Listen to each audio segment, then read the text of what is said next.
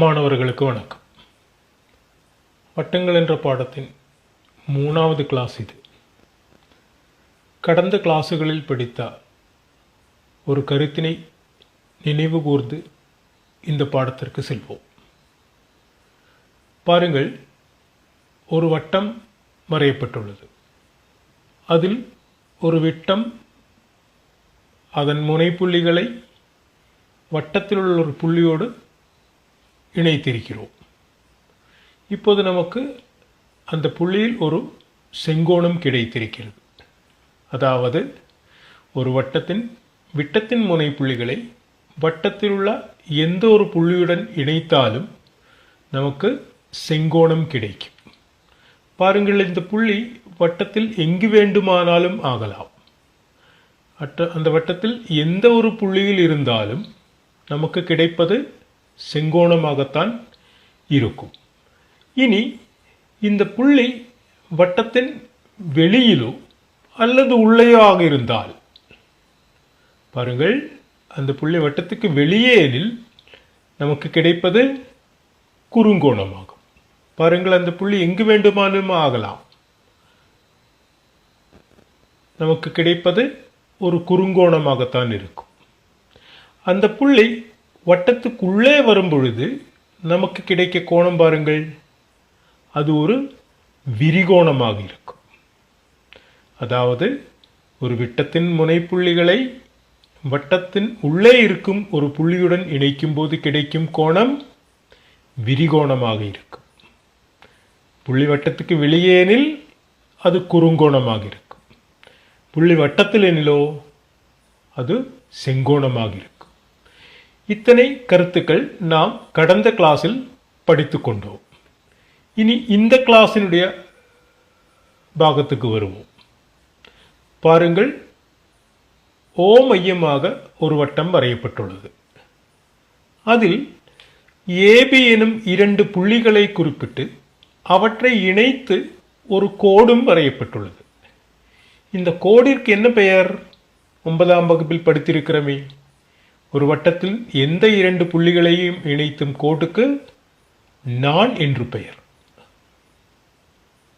அது நாண் ஏபி. இந்த நாண் வட்ட மையம் வழியாக செல்லும் போதுதான் அதற்கு விட்டம் என்று பெயர் கிடைக்கிறது, இல்லையா? அதாவது வட்டத்தின் மையப்புள்ளி வழியே செல்லும் நாண் விட்டமாகும். மேலும் அந்த வட்டத்தின் மிகப்பெரிய நாணும் விட்டமாகும். ஏனென்றால் அந்த நாண் வட்ட மையத்தை விட்டு விலகும் பொழுது அதனுடைய நீளம் குறைந்து கொண்டே வரும். பாருங்கள், அது வட்டத்தின் மையம் வழியாக செல்லும் பொழுது அதுக்கு விட்டம் என்று பெயர். அப்போதுதான் அதுக்கு மிகப்பெரிய நீளமும் கிடைக்கும். அதைவிட பெருசாக ஒரு நாண் நம்மால் வட்டத்துக்குள்ளே வரைய இயலாது. இனி நாம் படித்தோமே, இந்த விட்டத்தின் முனைப்புள்ளிகளை வட்டத்தில் உள்ள எந்த ஒரு புள்ளியுடன் இணைத்தாலும் செங்கோணம் கிடைக்கும் என நாம் படித்திருக்கிறோம். மேலும் இந்த விட்டம் அந்த வட்டத்தை என்ன செய்கிறது பாருங்கள், 2 பாகங்களாக பிரிக்கிறது. மேலே உள்ள பாகத்தையும் கீழே உள்ள பாகத்தையும் நாம் என்ன சொல்லி அழைப்போம்? அவற்றை பாருங்கள், இப்போது மேலே உள்ள பாகம் பச்சை நிறத்திலேயும் கீழே உள்ள பாகம் நீல நிறத்திலேயும் உள்ளது. இந்த வடிவங்களை நாம் அரைவட்டங்கள் என கூறுவோம்.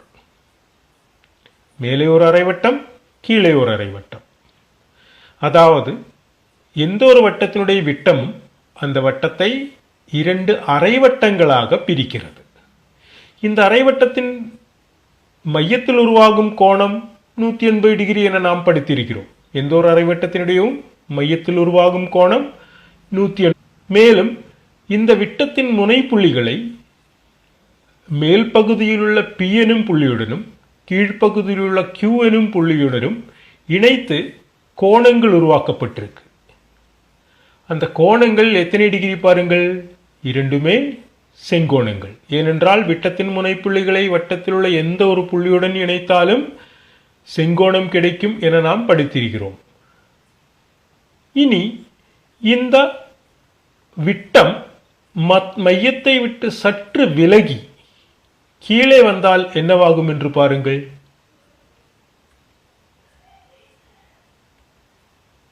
இப்போது ஏபி என்ற கோடு விட்டம் கிடையாது, அது ஒரு நாண் மட்டும்தான்.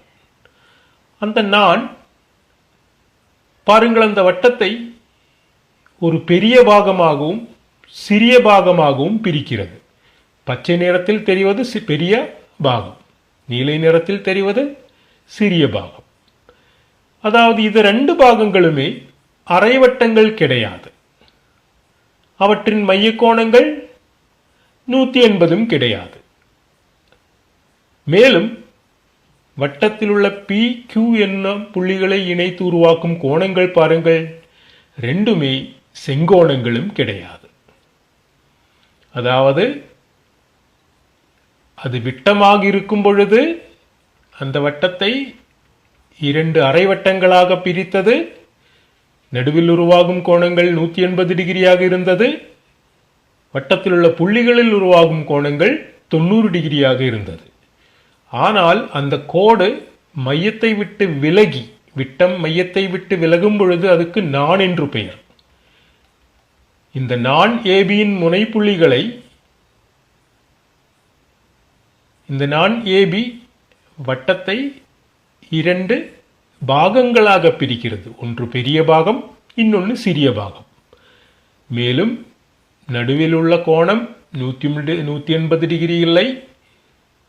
அந்த புள்ளிகள் பி எனும் கியூ எனும் புள்ளிகளில் உருவாக்கும் கோணங்கள் 90 டிகிரியும் இல்லை.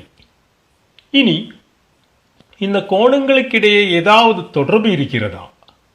அதைத்தான் இனி வரும் செயல்பாட்டில் நாம் கண்டறிய போகிறோம்.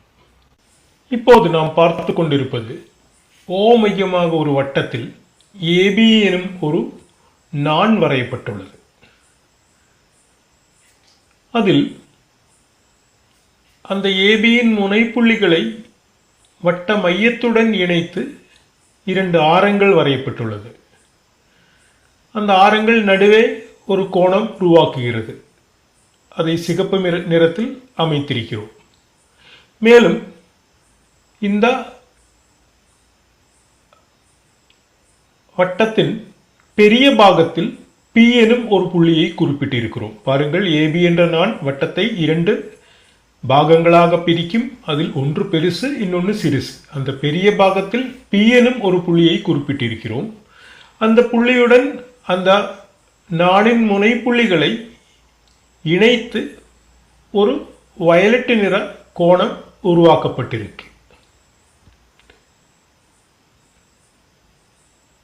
இப்போது பாருங்கள், இந்த நாணின் முனைப்புள்ளிகளை பியுடன் இணைத்திருக்கும் கோடுகள் அந்த வட்டத்தின் மையத்தின் இரு பக்கமும் உள்ளது இல்லையா? அது எப்போதும் இருபக்கம் இருக்க வேண்டிய அவசியம் இல்லை.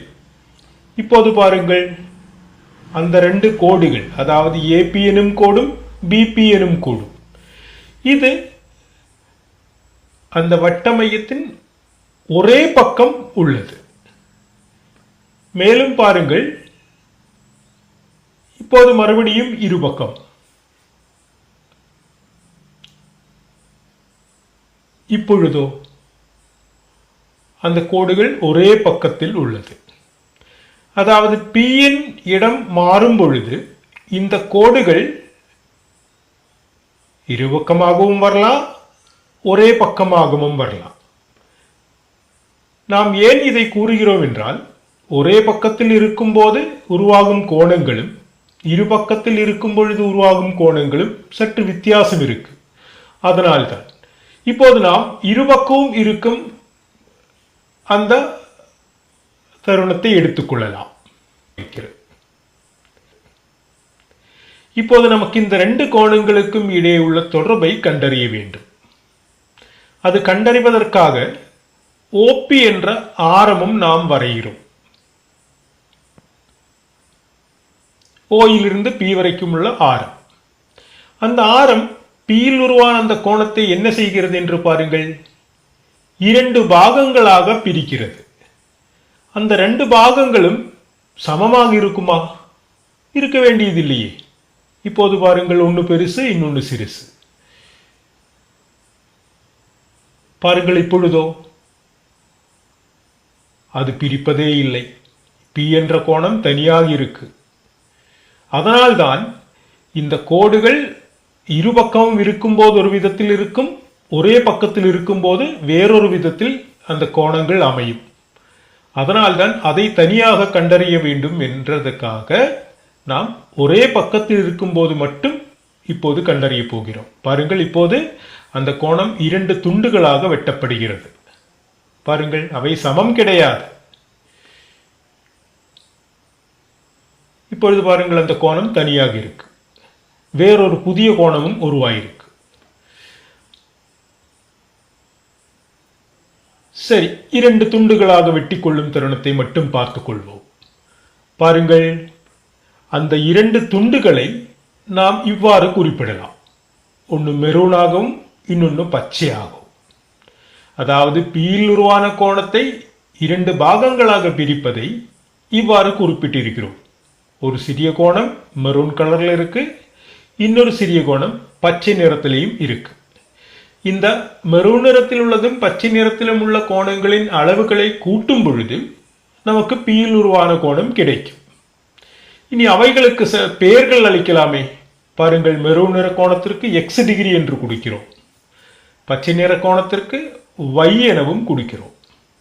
அப்போது இந்த எக்ஸையும் வையையும் கூட்டும் போது நமக்கு பியில் உருவான கோணம் கிடைக்கும். இனி பாருங்கள், மையத்தில் உருவாகும் கோணத்திற்கு சி என்று பெயர் கொடுக்கலாம். அப்போது இந்த சிக்கும் எக்ஸும் வையும் கூட்டும், அதாவது எக்ஸ் பிளஸ் வைக்கும் என்ன தொடர்பு? மைய கோணத்திற்கும் அந்த பெரிய பாகத்தில் உள்ள புள்ளியில் உருவாகும் கோணமான கோணம் பிக்கும் என்ன தொடர்பு? கோணம் பி கிடைக்க வேண்டுமெனில் எக்ஸும் வையும் கூட்ட வேண்டும். அதாவது எக்ஸ் பிளஸ் வைக்கும் சிக்கும் என்ன தொடர்பு? அதுதான் நாம் கண்டறிய போகிறோம். அதற்காக பாருங்கள், இடது பக்கத்தில் உள்ள இப்போது நிறம் கொடுக்கப்பட்டுள்ள முக்கோணத்தை பார்க்கலாம். ஏஓபி முக்கோணம் ஏஓபி. இந்த முக்கோணத்துக்கு ஏதேனும் சிறப்பு இருக்கிறதா? கூறுங்கள் பார்க்கலாம். என்ன சிறப்பு? ஓபி என்பது வட்டத்தின் ஆரம் அல்லவா? அதேபோல் ஓசி ஓஏயோ அதுவும் வட்டத்தின் ஆரம்தான். எனவே இந்த முக்கோணத்தினுடைய 2 பாகங்கள் சமமாக இருக்குது. அப்படிப்பட்ட முக்கோணங்களுக்கு என்ன பெயர்? அவை இரு சமபக்க முக்கோணங்கள் ஆகும். இரு சமபக்க முக்கோணங்களை பற்றி 8ஆம் வகுப்பில் படித்திருக்கிறோம். அவைகளின் சிறப்பு என்ன? அவைகளில் 2 பக்கங்களும் சமம், சமபக்கங்களுக்கு எதிரே உள்ள கோணங்களும் சமம். அதாவது இங்கே சமமான பக்கங்கள் எவையெல்லாம்? ஒன்று ஓஏ, இன்னொன்று ஓபி. அந்த ஓஏ என்ற பக்கத்துக்கு எதிரான கோணம் தான் எக்ஸ். அந்த ஓபிக்கு எதிரான கோணமும் எவ்வளவாக இருக்கும்? அதுவும் எக்ஸ் ஆகத்தான் இருக்கும். ஏனென்றால் ரெண்டும் சம பக்கங்களுக்கு எதிரே உள்ள கோணங்கள் தானே. அப்போது அந்த 2 கோணங்களும் எக்ஸ் எக்ஸ் என கிடைக்கும். இப்போது அந்த முக்கோணத்தினுடைய 3வது இன்னொரு கோணம் ஓவில் உருவாகிறது அல்லவா? அந்த கோணம் எவ்வளவாக இருக்கும்? ஒரு முக்கோணத்தினுடைய 3 கோணங்களும் கூட்டினால் எத்தனை டிகிரி என்று கிடைக்க வேண்டும்? அது 180 டிகிரி என கிடைக்க வேண்டும். இப்போது 2 கோணங்கள் எக்ஸ் எக்ஸ் என இருக்கு. அப்போது நடுவில் உருவான 3வது கோணம் எத்தனை டிகிரி? 180 மைனஸ் அந்த எக்ஸும் எக்ஸும் கூட்டும் போது 2x. அதாவது முக்கோணம் OAPயின் மைய கோணம், நடுவில் உருவாகும் மைய கோணம்ங்கிறது எத்தனை டிகிரி? 180 minus 2x. இனி வலது பக்கத்தில் உள்ள முக்கோணத்துக்கு வருவோம். அதுவும் எப்படிப்பட்ட முக்கோணமாகும்? இதே சிறப்பு அதற்கும் இருக்கிறதே. ஓபியும் ஆரம்தான், ஓபியும் ஆரம்தான். அதாவது 2 பக்கங்கள் சமம். அப்போது அது எந்த மாதிரி முக்கோணம்? ஒரு இரு சம பக்க முக்கோணம். அப்போது அந்த முக்கோணத்தினுடைய சம பக்கங்களுக்கு எதிரே உள்ள கோணங்களும் சமமாகும். அதாவது OB என்ற பக்கத்துக்கு எதிரான கோணம் Y என தெரிகிறது. அப்போது OP எனும் பக்கத்துக்கு எதிரான கோணம் B யில் உருவான கோணம் எத்தனை டிகிரியாக இருக்கும்? அதுவும் Y டிகிரியாக இருக்கும். இனி அந்த முக்கோணத்தில் மையத்தில் உருவாகும் கோணம் எத்தனை டிகிரி? இந்த 3 கோணங்களும் கூட்டினால் எவ்வளவு கிடைக்க வேண்டும்? 180 கிடைக்க வேண்டும். 180 2 வைகளை கழிக்க வேண்டும். அதாவது 180 கழித்தல் 2y, அது மையத்தில் உருவான கோணம். இப்போது பாருங்கள், அந்த மையத்தில் உருவான 3 கோணங்கள் எத்தனை எல்லாம் இருக்கிறது? ஒரு கோணம் C, அதில் அது முதலில் உருவான கோணம். பிறகு வந்தது மெரூன் நிறத்தில் உள்ள 180 - 2x, பிறகு பச்சை நிறத்தில் 180 - 2y. இவை 3 கோணங்களுக்கும் ஒரு சிறப்பு பெயர் இருக்கிறது. அது என்ன? 7ஆம் வகுப்பில் படித்திருக்கிறோம். ஒரு புள்ளியை சுற்றியுள்ள கோணங்கள். அப்படிப்பட்ட கோணங்களின் தொகை எத்தனை டிகிரி? 360 டிகிரியாக வேண்டுமே. அப்படியெனில் இந்த 3 கோணங்களையும் கூட்டினால் 360 டிகிரி என கிடைக்க வேண்டும். இப்போது அந்த மையத்தில் உருவான கோணம் பாருங்கள் எத்தனை டிகிரி? முதலில் C, பிறகு 180 - 2x, பிறகு 180 - 2y. இவை 3ம் கூட்டும்போது எத்தனை டிகிரி என கிடைக்க வேண்டும்? இதன் தொகை 360 ஆகும். எனவே C plus 180 - 2x plus 180 - 2y என்கிறது 360 டிகிரியாக கிடைக்க வேண்டும். இந்த சமன்பாட்டை பாருங்கள். முதலில் C, பிறகு ஒரு 180 - 2x, பிறகு ஒரு 180 - 2y. அந்த இரண்டு 180ம் கூட்டும்போது 360 என கிடைக்கும். அதிலிருந்து 2xையும் கழிக்கிறோம், 2yையும் கழிக்கிறோம். அதாவது C பிளஸ் 360 கழித்தல் 2x கழித்தல் 2y. அது கூட்டும்போது எவ்வளவு கிடைக்க வேண்டும்? 360. இதில் இருபக்கமும் 360 இருக்கிறதே. ஒரு சமன்பாட்டின் 2 பக்கங்களிலிருந்து ஒரே எண்ணை கழித்துக் கொள்ளலாம். எனவே இந்த 360ங்கிறது இடது பக்கத்திலையும் கழிக்கலாம், வலது பக்கத்திலையும் கழிக்கலாம். அப்போது இடது பக்கத்தில் அந்த 360 இல்லாமாயிரும், வலது பக்கத்தில் அந்த 360 இல்லாமாயி அங்க 0ன்னு கிடைக்கும். மேலும் 2xையும் கழிச்சிருக்கிறோம், 2yையும் கழித்திருக்கிறோம். அதாவது xம் yயும் கூட்டி அதை 2 தடவை கழித்தால் போதுமே. அப்போது C கழித்தல் 2 பெருக்கல் x plus y, x plus yனுடைய 2 மடங்கு, C இலிருந்து x plus yனுடைய 2 மடங்கு கழிக்கும் பொழுது நமக்கு 0 கிடைக்கிறது. அதாவது இந்த சமன்பாட்டினுடைய அர்த்தம் C என்கிற கோணத்திலிருந்து xம் yயும் கூட்டி அதனுடைய 2 மடங்கை கழித்தால் 0 கிடைக்கிறது. ஒரு எண்ணிலிருந்து இன்னொரு எண்ணை கழிக்கும் போது 0 கிடைக்க வேண்டுமெனில் அந்த 2 எண்கள் எப்படி இருக்க வேண்டும்? அவை ரெண்டும் சமமாக இருக்க வேண்டும். அதாவது C என்கிறது 2 பெருக்கல் x plus yக்கு சமம் என எடுத்துக்கொள்ளலாம். இதில் x plus y என்பது என்ன? அது P அல்லவா, கோணம் P அல்லவா. அப்போது அந்த x plus y என்பது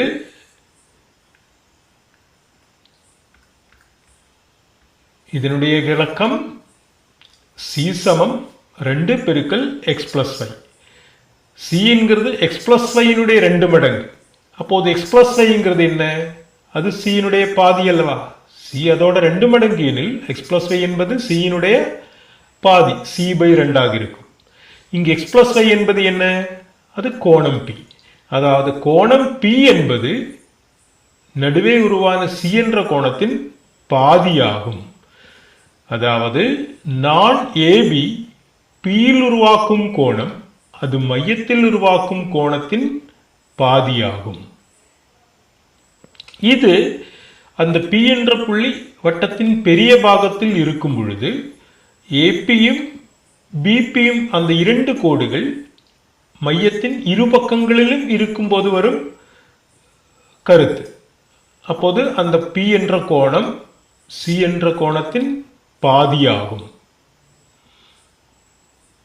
ஒரு நாணின் முனைப்புள்ளிகளை வட்டத்தின் பெரிய பாகத்தில் ஒரு புள்ளியுடன் இணைக்கும் போது கிடைக்கும் கோணம் அந்த நாண் மையத்தில் உருவாக்கும் கோணத்தின் பாதியாகும் என கண்டறிந்திருக்கிறோம்.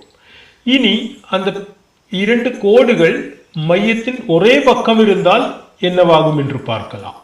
பாருங்கள், நான் ஏபியின் முனை புள்ளிகளை வட்டத்தில் பெரிய பக்கத்தில் உள்ள பி எனும் புள்ளியுடன் இணைக்கும் கோடுகள் மையத்தின் ஒரே பக்கம் உள்ளதாக அமைத்திருக்கிறோம். இப்பொழுது மையத்தில் உருவான கோணம் சிகப்பு நிறத்தில், ஓயில் உருவான கோணம் சிகப்பு நிறத்தில் இருக்கு, பியில் உருவான கோணம் மெரூன் நிறத்தில் இருக்கு. இப்போது இந்த ரெண்டு கோணங்களுக்கு இடையே என்ன தொடர்பு? போன படத்தில் செய்தது போல் பாருங்கள், அந்த ரெண்டு கோணங்களுக்கு பெயர் கொடுக்கலாம். நடுவில் உள்ள கோணம் சி டிகிரி என எடுத்துக்கொள்ளலாம், பியில் உருவான கோணத்தை எக்ஸ் டிகிரி என எடுத்துக்கொள்ளலாம். இனி ஓபியை இணைத்துக் கொள்கிறோம். பாருங்கள், ஓபி என்ற கோடு அந்த பியில் உருவான கோணத்தை இரண்டு பாகங்களாக பிரிப்பதில்லை, அங்கு புதுசாக இன்னொரு கோணம் உருவாகிறது. பாருங்கள், இனி அப்போது புதுசான அந்த சிறிய கோணத்துக்கு பதிலாக ஏபிஓ பெரிய கோணத்தை பச்சை நிறத்தில் குறிப்பிட்டிருக்கிறோம். பாருங்கள், அந்த ஏபிஓ என்ற பச்சை நிற கோணத்தில் நாம் கண்டுபிடிக்க வேண்டிய அந்த எக்ஸ் டிகிரி கோணமும் இருக்கு, ஒரு சிறிய பாகமும் இருக்கு. ஏபிஓ என்ற அந்த பச்சை நிற கோணத்திற்கு y டிகிரி என பெயர் கொடுத்திருக்கிறோம். இப்போது பாருங்கள், அந்த OPA என்ற முக்கோணம் அது எப்படிப்பட்ட முக்கோணம்? அதனுடைய ரெண்டு பக்கங்கள் பாருங்கள், OPயும் OAயும், இவை இரண்டும் எப்படிப்பட்ட கோடுகள்? ரெண்டுமே வட்டத்தின் ஆரங்களாகும், அவை இரண்டும் சமமாகும். எனவே இப்போது நிறம் மாற்றப்பட்டுள்ள இந்த முக்கோணம் எப்படிப்பட்ட முக்கோணம்? அது ஒரு இரு சமபக்க முக்கோணமாகும். அதில் இரண்டு சம பக்கங்களுக்கு எதிரே உள்ள கோணங்களும் சமமாகும். எனவே ஏயில் உருவான கோணம் அதுவும் y டிகிரி என எடுத்துக்கொள்ளலாம். இனி பாருங்கள், அந்த முக்கோணத்தில் நடுவில் உருவான கோணம் அது 180 மைனஸ் 2y. ஏனென்றால் இரண்டு கோணங்கள் y என இருக்கு, மூணு கோணங்களும் கூட்டினால் 180 டிகிரி. அப்போது நடுவில் உருவான கோணம் 180 மைனஸ் 2y என கிடைக்கும். இனி பாருங்கள், இந்த முக்கோணமோ? இந்த முக்கோணத்தில் பாருங்கள், அந்த சிறிய கோணம் ஆரஞ்சு நிறத்தில் குறிக்கப்பட்டிருக்கு.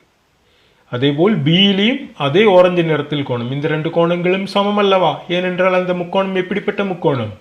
ஒரு இரு சமபக்க முக்கோணம். அதில் சமபக்கங்களுக்கு எதிரே உள்ள கோணங்களும் சமமாகும். அதில் பாருங்கள், அந்த ஆரஞ்சு நிறத்தில் உள்ள கோணம் எத்தனை டிகிரி பாருங்கள்? பச்சை நிறத்தில் அந்த முழு கோணம், அதிலிருந்து எக்ஸ் கோணத்தை கழிக்க வேண்டும் அல்லவா? அதாவது y மைனஸ் எக்ஸ் டிகிரி. இப்போது பியில் உருவான கோணத்துக்கோ அதுவும் y மைனஸ் எக்ஸ் டிகிரி தான் இல்லையா? அப்படி எனில் பாருங்கள், இப்போது நமக்கு என்னெல்லாம் கிடைத்திருக்கிறது?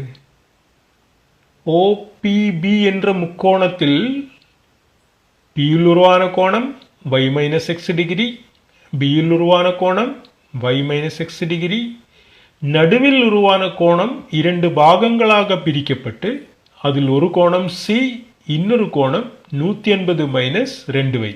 பாருங்கள், இந்த முக்கோணத்தினுடைய மூன்று கோணங்கள். ஓயில் உருவான கோணம் கிடைக்க வேண்டுமெனில் சியையும் 180 மைனஸ் 2yயும் கூட்ட வேண்டும். அப்போது இந்த சொல்லப்பட்ட 4 கோணங்களும் கூட்டும் போது நமக்கு ஒரு முக்கோணத்தினுடைய மூன்று கோணங்களின் தொகை கிடைக்க வேண்டும் அல்லவா? அது 180 என கிடைக்க வேண்டும். பாருங்கள், இப்படி ஒரு சமன்பாடு நாம் எழுதி கொள்ளலாம். C plus 180 minus 2y plus இடது பக்கத்தில் ஒரு y மைனஸ் எக்ஸ், வலது பக்கத்தில் ஒரு y மைனஸ் எக்ஸ். இவையெல்லாம் கூட்டும் பொழுது நமக்கு 180 கிடைக்க வேண்டும். அதில் பாருங்கள், C plus 180 minus 2y, y minus X, y minus X, y ரெண்டு தடவை கூட்டி எக்ஸ் ரெண்டு தடவை கழிச்சிருக்கிறோம். அப்போது பிளஸ் 2y மைனஸ் 2x. இது கூட்டும் போது எவ்வளவுன்னு கிடைக்கணும்? 180. இதில் மைனஸ் 2yயும் பிளஸ் 2yயும் கூட்டும் போது 0 என கிடைக்கும். அதாவது 180 இடது பக்கத்திலேயும் இருக்கு, வலது பக்கத்திலேயும் இருக்கு. அதையும் கழித்து கொண்டால் c மைனஸ் 2x சமம் 0 என கிடைக்கும். சியிலிருந்து 2x கழிக்கும் போது 0. அப்படி எனில் c மதிப்பும் 2x மதிப்பும் சமமாக வேண்டும் அல்லவா? அப்படி எனில் x கிடைக்க வேண்டும் எனில் அது எவ்வளவு? சியின் பாதி.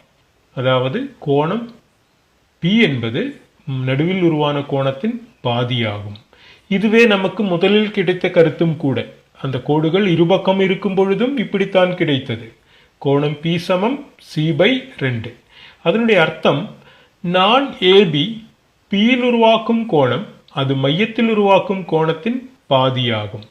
எந்த ஒரு நாணும் அதனுடைய முனைப்புள்ளிகளை மையத்தோடு இணைக்கும் போது கிடைக்கும் கோணம் அந்த நாணின் முனைப்புள்ளிகளை வட்டத்தின் பெரிய பாகத்தில் உள்ள புள்ளியில் இணைக்கும் கோணத்தின் இருமடங்கு. நடுவில் உள்ளது இருமடங்கு, வெளியே உள்ளது பாதியாகும். இது முக்கியமான ஒரு கருத்து ஆகும். இப்போது நாம் படித்த கருத்தின்படி நான் ஏபி பியில் உருவாக்கும் கோணம் அது மையத்தில் உருவாக்கும் கோணத்தின் பாதியாகும். அதாவது கோணம் பி சமம் C/2. மெரூன் நிறத்தில் உள்ள கோணத்தோட அளவு சிகப்பு நிறத்தில் உள்ள கோணத்தின் பாதியாகும். இதுவே நாம் இப்போது படித்த கருத்து. அது இந்த வட்டத்தில் எங்கு ஆனாலும் அதே அளவாகத்தான் இருக்க வேண்டும்.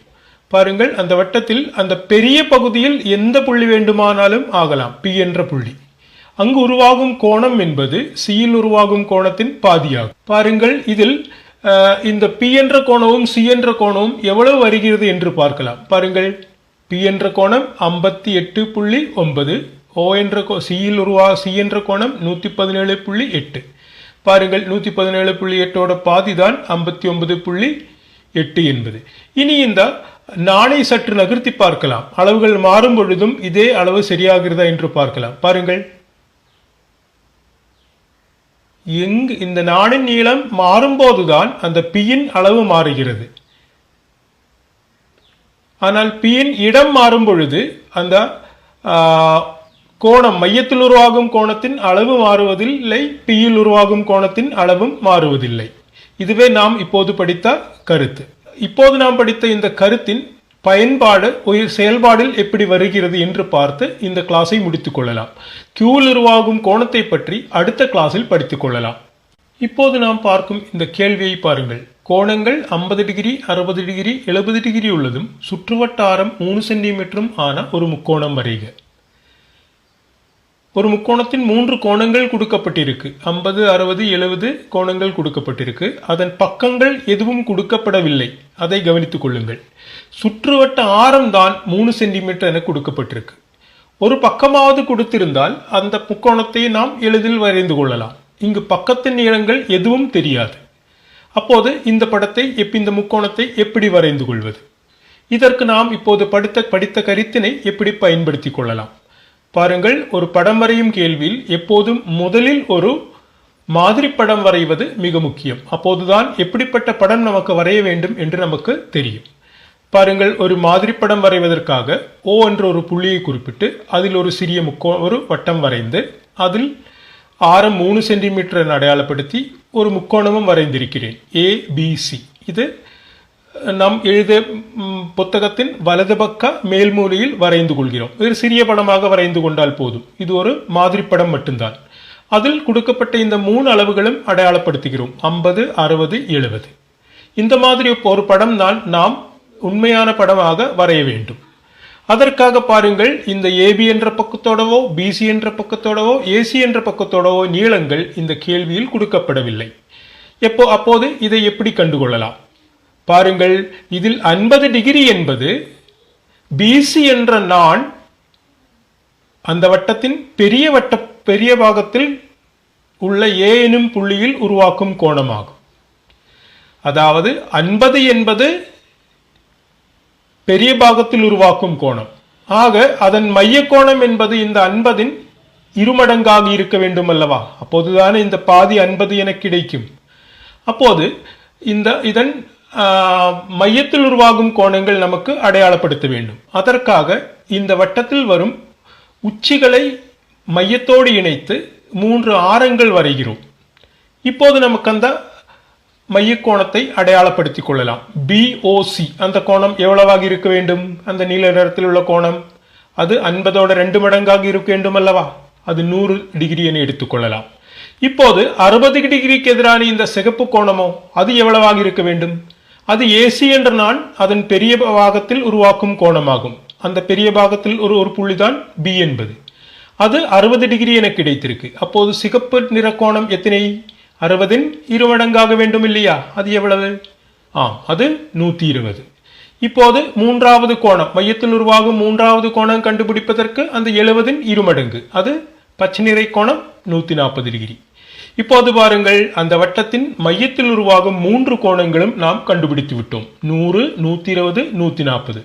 இதில் கவனிக்க வேண்டிய ஒரு விஷயம் என்னவென்றால், இந்த ஒவ்வொரு கோணமும் அந்த முக்கோணத்தின் கோணங்களின் இருமடங்கு ஆகும். முக்கோணத்தின் கோணங்கள் 50, 60, 70.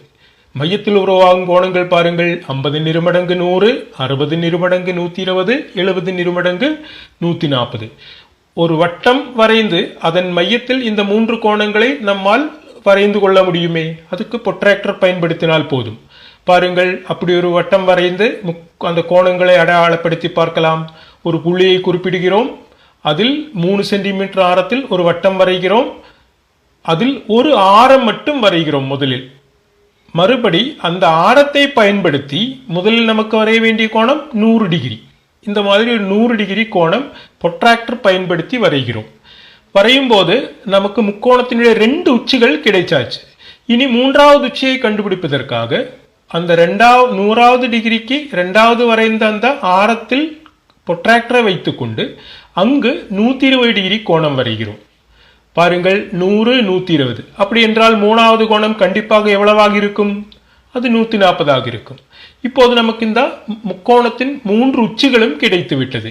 அதற்கு பிறகு அந்த முக்கோணத்தை வரைந்து கொள்ளலாம். முக்கோணத்தின் உச்சிகளுக்கு பெயர் கொடுத்து அந்த ஆரத்தின் நீளம் எவ்வளவு என்று எழுதினால் நமக்கு தேவையான முக்கோணம் என்பது ABC ஆகும். பாருங்கள், அதனுடைய 3 கோணங்கள் எவ்வளவு என்று பார்க்கலாம். பாருங்கள், அதனுடைய கோணங்கள் கண்டுபிடிப்பதற்காக நாம் நம்ம ஜியோஜிப்ராவில் இருக்கக்கூடிய அதனை பயன்படுத்திக் கொள்கிறோம். பாருங்கள், அந்த 3 கோணங்கள் 50 டிகிரிக்கு எதிராக உள்ளது. 50 டிகிரி, 60 டிகிரி, 70 டிகிரி. 100 டிகிரி மையத்தில் வந்ததுன்னா 50 டிகிரி அதன் பெரிய பாகத்தில், 120 டிகிரி வந்ததுன்னா 60 டிகிரி அதன் பெரிய பாகத்தில், 140 வரும்போது 70 டிகிரி அதன் பெரிய பாகத்தில். இப்படி நமக்கு தேவையான 50 டிகிரி, 60 டிகிரி, 70 டிகிரியும் ஆரம் 3 சென்டிமீட்டர், சுற்றுவட்டாரம் 3 சென்டிமீட்டருமான ஒரு முக்கோணம் வரைந்து கொள்ளலாம். இது நாம் இப்போது படித்த இந்த கருத்தின் பயன்பாடு ஆகும். இதுபோன்று உங்கள் நோட்டு புத்தகத்தில் கோணங்களின் அளவுகளையும் இந்த சுற்றுவட்டாரத்தின் அளவினையும் சற்று மாற்றி முக்கோணங்களை வரைந்து அதனை உங்கள் ஆசிரியர்களுக்கு அனுப்பி கொடுத்து சரிபார்த்து கொள்ளுங்கள். அடுத்த கிளாஸில் உங்களை சந்திக்கும் வரை நன்றி, வணக்கம்.